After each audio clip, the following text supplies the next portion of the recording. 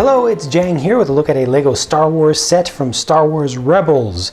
This is the Inquisitor's TIE Advanced Prototype, a 355-piece set. Now, I've personally always been a big fan of the original Advanced TIE, such as Darth Vader's personal one. So anything that has the name TIE Advanced or Advanced TIE on it, even though this one says Prototype, kind of just irks me a little bit to not look like Darth Vader's one.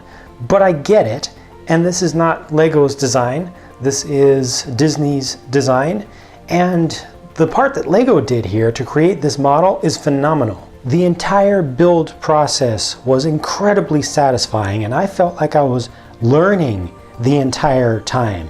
Some of the ways that things are connected smoothly, the way that the textures are fit together, are just brilliant to me. This is truly one of my favorite builds that I've done to date of anything from LEGO using the brick-built, brick-based system.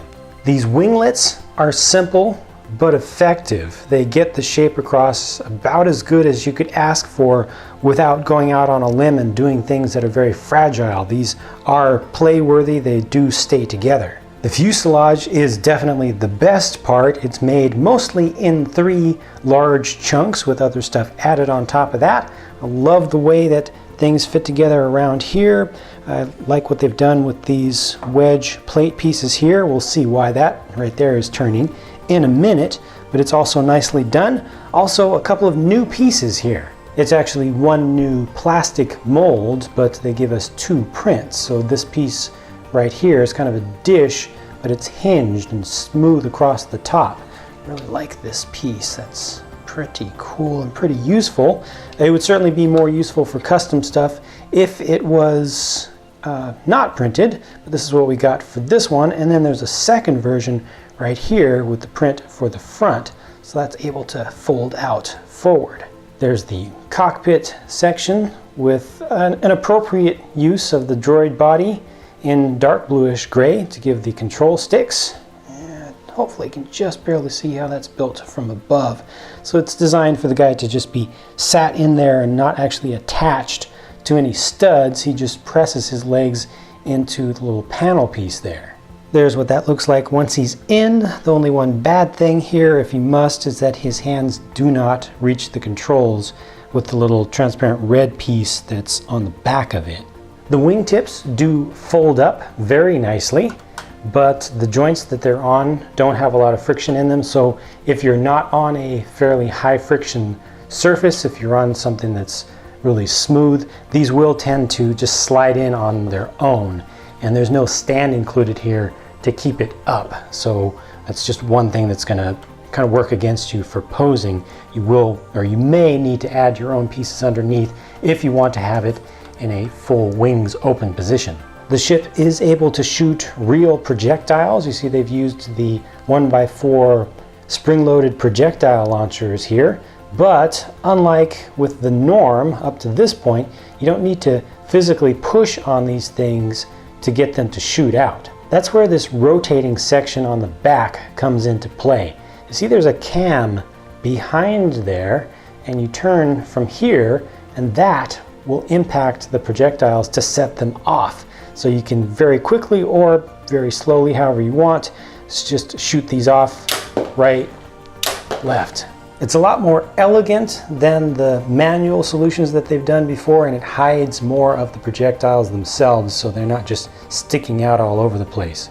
Here's the official Inquisitor figure by itself. You see it gets the glossy dark gunmetal gray hilt and just 2 normal sized blades on it.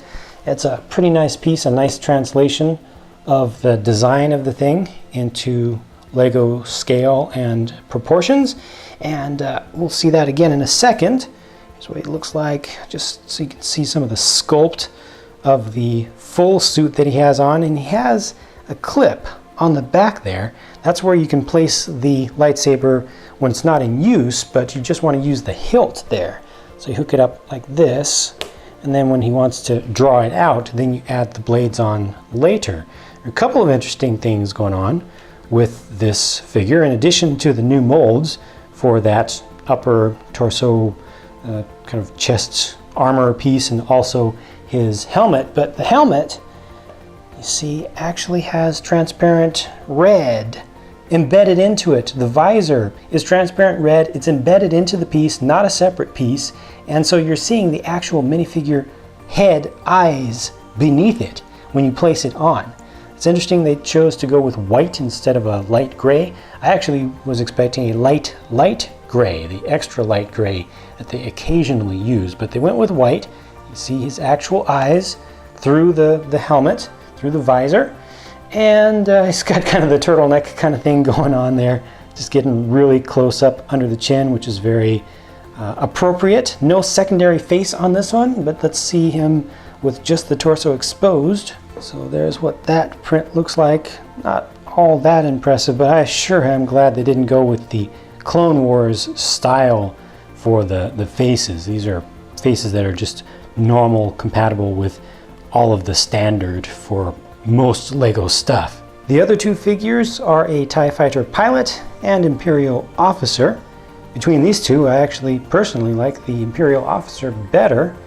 I really like how crisp and clean the printing is, and the creases around the hat, to me, just looks exceptionally well molded. Just nice detail on that for Lego stuff. Neither of these have alternate faces on the back, so what you get from the front is it, and the TIE Fighter pilot is underneath an angry clone. This to me is a real triumph of a set. I don't like to gush about sets, but I couldn't help it with this one.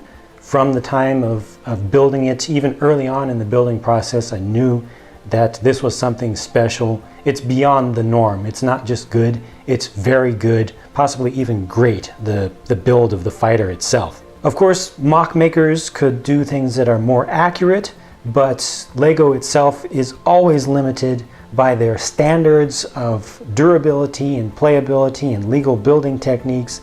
And within those constraints, I feel like they've done an excellent job with this one. I also very much like the new Inquisitor figure. I really like the Imperial officer. The TIE Fighter pilot, I feel maybe we've gotten some better ones of those in the past. But overall, a great set. I'm very satisfied with it myself, but I'm looking forward to hearing what you think about it. So please do share your thoughts in the comment section below. Also hit thumbs down or thumbs up on the video, whichever you prefer. And stay tuned for more, because more videos are on the way from me. Talk to you soon.